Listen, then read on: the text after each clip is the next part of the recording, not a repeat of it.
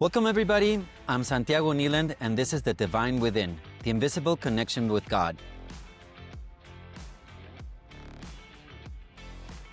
Today, we're continuing our journey through this process of revelations, of dispensations, of this information and epochs about the relationship of humans with God, with the divine, and in the progressive evolution, how this impacted as individuals, as a human race, as a civilization.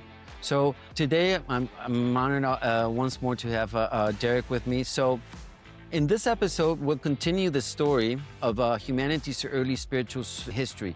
After the collapse of Dalmatia, which we talked about in our last podcast, a new effort was launched to uplift civilization. In this process, we have natural evolution, but here in the arrival of Adam and Eve, nearly 38,000 years ago, their mission was to strengthen humanity biologically, establish a new cultural center, and guide the next phase of human development. But in a world still on recovering from rebellion, even this divine plan would face enormous challenges. So welcome, Derek. It's a pleasure once more to have you with us. Thanks. Pleasure as always. Excited about this one. Adam and Eve are kind of my favorites. So, yeah.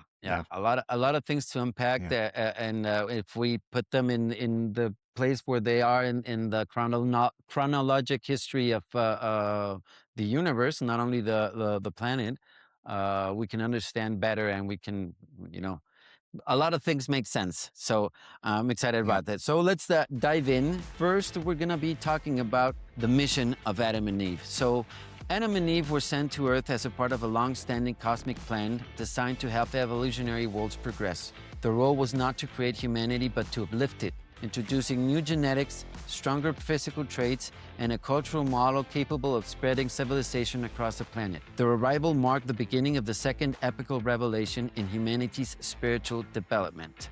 So tell us about this, Derek. All right, here we go. Yes. So as you said, and I think one of the first places to jump into this is that Adam and Eve were not the first people. And I think we demonstrated that quite clearly in our last episode when we were talking about the arrival of the first planetary administration. There is already all kinds of humans all over the place. And the first revelation was to establish a divine government and administration on the planet and start co-creating civilization with us in an evolutionary manner rather than a revolutionary manner. And that's what our last podcast was about. So this is a process that takes a long time.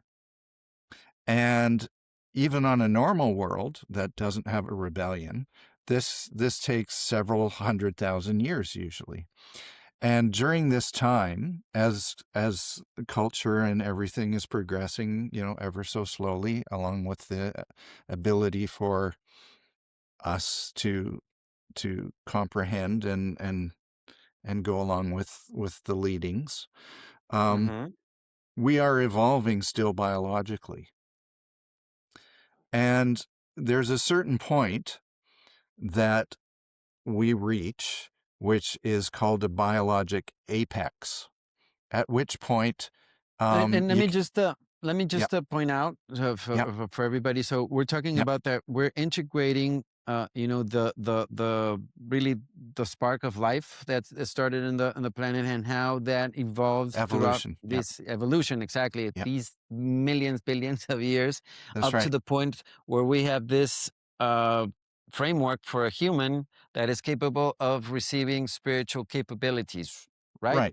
That's kind of where we're kind of there, right? Exactly. So we through all that evolution, billions of years, 4 billion years of evolution from the explosion of life. Well, I think it's a little less than 4 billion, but we became human about 1 million years ago. And this apex happened to us about 40,000 years ago. So we're talking, there's still evolution takes a long time. And yes, when we reach this apex, and this apex is determined by celestial personalities who are guiding and watching the evolution of humanity, not just on our planet, but on every planet. This is what happens. It triggers the next bestowal of divine guidance. And this, as you know, the topic of our conversation is a divinely created couple who come to the planet, and they are known. The order of beings is called a material son and daughter, but they are known on all of the evolutionary planets as Adam and Eve when they arrive. And that's who came here as the physical manifestations of divinity of this second bestowal, revelation, on our planet. They arrived here approximately 38,000 years ago. I have the exact number. I'll tell you a bit later. All right. As we said, they're real people, but there is a lot of confusion and distorted memory concerning them and their mission, right? All right. Yes. So, as we said, not the first people. Absolutely not the first not people. the beginning of creation. No, no. The planet, as we talked about before, the planet was full of people, the Nephilim and the indigenous people who were here before the Nephilim and continue and still continue. We had talked about the Nephilim, or in the Urantia book, they call them Nodites because their leader was Nod, who lived in the land of Nod. And we'll be talking about that again. They had split into 4 different groups. Yeah. So the northern group was up around eastern Turkey, Lake Van, all along there under the Caspian Sea into the Kopet-Dag Mountains, that area. That was all the northern, or Nephilim, or Vanites, they call them, because their leader was Van, Lake Van. Then you have the eastern Elamite Nephilim, which is the land of Nod, and that corresponds to the area of southwest Iran now. You have the central Nodites, or Nephilim, which are the ancestors of the Sumerians, who live right there in Mesopotamia between the 2 rivers, the Tigris and the Euphrates. And then you have the western Nephilim, or Nodites, and they are also referred to as the Syrian ones because, Syria is in that general area. Kind of just exploded. So they each really one sort that of spread out. Yeah, spread Yeah. out. Yeah. All right. So that's sort of the picture of where everybody was when Adam and Eve arrived, right? Yeah. And so their mission, they have sort of 2 main missions, right? So the first part of their mission is to, if you think of a rocket, right? And the rocket has stages so that it can escape the atmosphere. So it takes off and it goes, and that's the first stage, right? Yeah. But it needs more than that. So a second stage rocket lights up and kicks in and it goes even more, right? Yeah. And that's what this is. Okay, so they're kickstarting it, right? So they're building on the efforts of the first of the planetary administration, which is still there. Building on that layer, let's say, where this That's is right. how everything is layered. Yeah, I think last time I said they're blowing up the balloon bigger and bigger and bigger, right? Exactly. So some of the things that they're trying to do in terms of building on what the princes or the planetary administration is supposed to have already accomplished would be transitioning from hunter and herder societies to agriculture and horticulture. Yeah. Obviously, they're offering an even more expanded revelation of God and the local cosmos around us. They're taking our political structures to a higher level. Usually, Adam and Eve will come and replace monarchical government with representative government. So things were a little bit retrogressed, and they didn't have any of that to replace with. Yeah, if we would have had the normal evolution, would have been really, something. You have something to work off of, but really this was a little bit of a chaos, right? It was total chaos. Yeah. Total. Yeah. All So, right. and the other part of their mission is biologic, because we're talking about kickstarting biologic evolution as well, because it's reached this apex, right? I love And this part because it yeah, really, brings this cosmic perspective of how we need, I mean, and it really makes sense, and what I do and I study, about the patterns and how we weave, because everything is woven, you're co-creating, but how in this stage you're weaving in cosmic information and cosmic and genetics in there, so we can have a perspective, we can be able to communicate spiritually, and this is very yeah, interesting. So yeah, I love this part. yeah, me Tell too. us more, please, Yeah, Derek. yeah.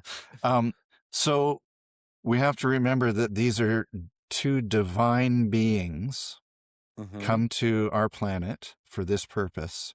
And this second purpose, and just as important purpose, is to, and this is the exact wording, biologically uplift humanity by skillfully and strategically injecting their divine genetics into the Hmm. human gene pool.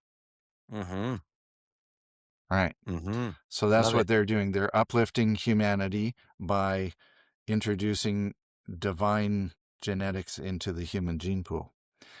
And the way that they do this is they create a garden of Eden where they Uh-huh. live. And within this garden, they set up a secondary culture, center of culture on the planet, and they Mhm. build up reserves of their progeny, their sons and daughters and granddaughters and granddaughters, and all through that until they've built up massive amounts of population of these divine children and beings, and then they send them forth to skillfully and strategically blend with the indigenous races of the planet, and And this that's how sounds, it gets uplifted.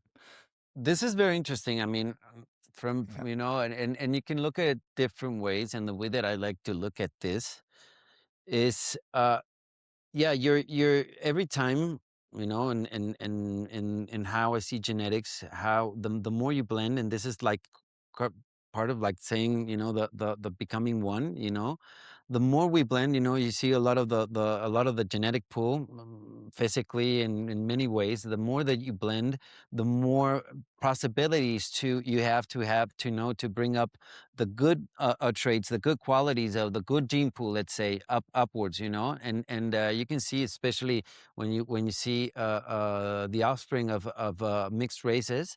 I mean, the children are usually very, very beautiful. I mean, it's a very interesting, what happens. And imagine, in this cosmic perspective, if you have this material evolution, throughout all this, it becomes, we're starting from the amoeba, basically. You're yeah, staying from there. yeah, That's where we start. And where do we start from over here? And it meets right here at this point. So this is really interesting, and yeah, I like to see at it from this perspective. So yeah. please tell us more, Derek. And on top of what you've just said, basically their goal over several thousands and thousands of years Mm-hmm. is to work towards the blending of all of the peoples and cultures and languages on the planet into a single universal planetary culture with a single language and a single people. And that's not sure exactly what happens after that. I have a lot of ideas, Yeah, yeah. but that's in my mind, that would be the point where we would start maybe having the opportunity to meet other planetary cultures and things like that. Exactly. Now, Perhaps. Yeah. imagine that. I mean, I don't know. I mean, because a lot of it we have to think of it. It's theory to us because, since we do not fall into a normal, evolutionary path, we have to just assume things. But imagine if everything would have gone, with plan, no rebellion, a good, Adam and Eve's mission would have happened up to now our point, with our technology, with our capability, with our evolution, I mean, where would we be with communications outwards, in our lifetime. So I'm a little bit disappointed that we right now at our point we don't have an extended family and dimension of play like would be maybe Star Wars, but we do have a lot of a lot to work locally. So I think, I mean, that's a trade off. I think Yeah. there's a lot to do locally that will help to get to that eventually. So, anyways, uh, I think please. I think just to go on a small tangent, and please rein me in because I'll probably keep going. But Okay, okay, no worries, no worries. I think a lot of the idea of having different races on a planet is for us to learn how to work with um, groups and individuals who are different than us. So a lot of what our training as we progress through the universe after we die and go into the afterlife, which is not an afterlife, it's just a life. But um, a lot of that training is based on socialization, learning to work with more and more diverse Yeah, groups of people and stuff like that. So it's yeah, socialization, right? yeah. So that's one of the reasons why I think there's different races and different groups of people on the planet. Now, when Adam and Eve come along and they achieve their eventual goal after, I think, a usual dispensation of Adam and Eve lasts mm, um, ballpark 50,000 years. Um, by that point, if we have one planetary culture, um, and we've all sort of been blended into a planetary race, we lose the opportunity to learn that socialization, right? And Exactly. so, and that's why I said, and that's why I speculate that at that point, we would have to venture outwards from our planet to be able to have different peoples and different cultures to learn to socialize with. Yeah, and So, let me just imagine. I mean, to put into perspective, because maybe people right now are looking and saying, "Oh, come on, this is just sci-fi." But if you're saying that, but way back when in Dalmatia, they were all already thinking and presenting steam, yeah, where would we be right now? Where steam was introduced, what, 100 and 200 and what was it? I don't know, but the end of the 1800s is when we started working with it. Yeah. imagine So, that. So yeah, imagine where we would be technology wise, right? exactly. Yeah. Yeah. Right. Like, Pretty interesting. So, yeah. I mean, and real quick before, because I mean, I love that, and with you, we could probably stay on topic a lot. But before we go into the next segment, which is Yeah. we're going to be talking about this situation or this experiment and this and I mean, we understood what the Adam and Eve's mission are universally, but now we're going to look at it what happened locally. So Yes. before that, what other things should we consider? What other things are we missing from what their mission and what these this phase in evolution is all about? The other third thing that they had to do, which was specific to our planet, Okay. um, was that they had to somehow try to rescue our planet from the absolute Okay. total devastation and upheaval of the rebellion. So they were supposed to come here and they were supposed to, like I already said, they were supposed to take, um, they were supposed to do that second stage boost from what the planetary administration was supposed to have already built for them, right? Yeah. But when our Adam and Eve came here, there was nothing. There was nothing. This It is a was it good was point. all, yeah. So, and that's something that I think we have to really, really remember and take into account when we start talking about what actually happened. Definitely. So, This is something, let's say that if they were already tasked with a couple of things, they had another function that really wasn't in their maybe even skill sets. I don't know. And Right. so it's really to put into perspective where, in context, especially where they would start when we unravel what happened in Yeah. the next episode. So Okay. stay tuned and let's dive in next segment. On the Divine Within podcast, we'll share real conversations to help you find a personal connection with God. My goal is to support your faith, growth, and journey toward discovering the divine within yourself. Join us to deepen your faith and spiritual journey.